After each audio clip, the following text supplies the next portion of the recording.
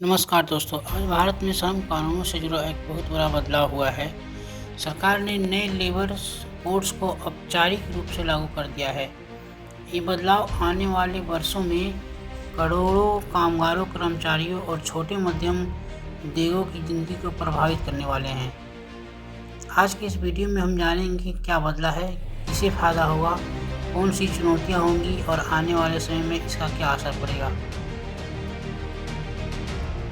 आज से भारत में 4 नए लेबर कोड लागू हो गए हैं। पहला है कोड ऑन वेजेज, दूसरा इंडस्ट्रियल रिलेशन कोड, तीसरा सोशल सिक्योरिटी कोड और चौथा है occupational safety and working condition code. In 4 codes के तहत पुराने 29 श्रम कानूनों को हटा दिया गया है। सरकार का कहना है कि इससे नियम अब और सरल, तेज और आधुनिक बनेंगे।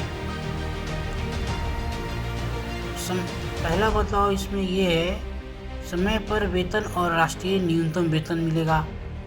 देश के हर कामगार को समय पर वेतन देना अनिवार्य हो गया है।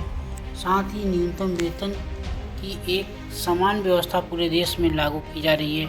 मतलब राज्य बदलने पर कानून नहीं बदलेगा। दूसरा मुख्य बदलाव है, नियुक्ति पत्र अनिवार्य हो गया है। अब हर कर्मचारी को लिखित नियुक्ति पत्र देना कानूनी है। जहाँ कई लोग बिना किसी लिखित दस्तावेज के काम करते थे, अब ऐसी स्थिति कानूनी रूप से खत्म मानी जाएगी। और सबसे बड़ा सुधार है कि वर्कर को सामाजिक सुरक्षा का अधिकार, जैसे ओला, उबर, जोमेटो, स्विगी और अन्य ऐप आधारित प्लेटफॉर्म वर्कर, उनके लिए सोशल सिक्योरिटी फंड बनाया जाएगा। आगे चलकर इसमें दुर्घटना बीमा, सुरक्षा कवरेज और रिटायरमेंट लाभ जोड़े जाएंगे। महिलाओं के लिए बेहतर कार्य वातावरण होगा। महिलाएं अब अपनी सहमति से रात की शिफ्ट में भी काम कर सकती है, लेकिन तभी जब कंपनी सुरक्षा, ट्रांसपोर्ट और सीसीटीवी जैसी व्यवस्था सुनिश्चित करे। साथ ही समान कार्य के लिए समान वेतन का नियम और मजबूत हुआ है। 40 साल से ऊपर के कामगारों को हेल्थ चेकअप अब अनिवार्य हो गया है। 1 साल में कम से कम एक मुफ्त स्वास्थ्य हेल्थ चेकअप अनिवार्य किया गया है। कुछ उद्योगों में छंटनी और पुनर्संरचना के नियम बदलते हैं। 300 कर्मचारियों से कम वाले संस्थानों में अब सरकारी अनुमति की आवश्यकता नहीं होगी। सरकार कहती है कि इससे उद्योगों को लचीलापन मिलेगा, लेकिन ट्रेड यूनियनें कह रही है कि इससे नौकरी की सुरक्षा कमजोर हो सकती है। इन सुधारों का सीधा असर मजदूरों और कर्मचारियों पर पड़ेगा।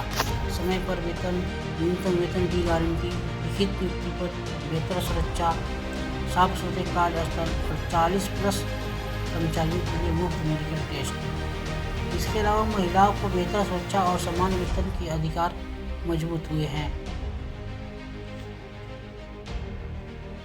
इसका उद्योग और कंपनियों पर क्या असर होगा वो देखते हैं। कंपनियों के लिए अब नियम पहले की तुलना में सीधा और सरल हो गया है। 29 कानूनों की जगह सिर्फ 4 कोड्स।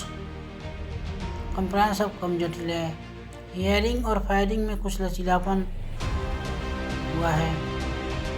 कंपनियों को कर्मचारियों की सुरक्षा, स्वास्थ्य दस्तावेज और रिकॉर्ड कीपिंग में ज़्यादा सावधानी निभानी होगी। अब ट्रेड यूनियन की चिंताएं क्या है वो भी देखते हैं। ट्रेड यूनियन कह रही है कि नए नियमों से छंटनी आसान हो जाएगी और इससे कर्मचारियों की नौकरी की सुरक्षा प्रभावित हो सकती है।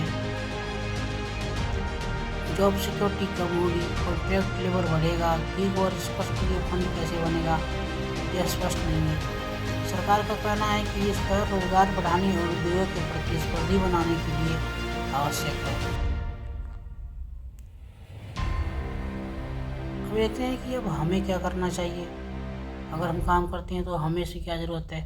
हमें करना ये चाहिए कि हम कहीं भी काम कर रहे हैं तो अपना नियुक्ति पत्र और अपनी न्यूनतम वेतन की हमें जानकारी रखनी है।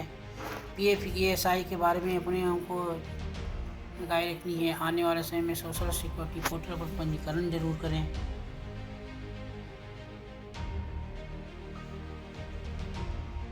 दोस्तों, ये है मेन 4 लेबर रिफॉर्म। सरकार इसे ऐतिहासिक सुधार बता रही है। यूनियन इसे मिश्रित नज़र से देख रहे हैं और जनता की तो अभी प्रतिक्रिया आनी बाकी है। आपको क्या लगता है, ये सुधार क्या मजदूर के लिए फ़ायदेमंद है या नुकसानदेह है? आप हमें कमेंट में बता सकते हैं।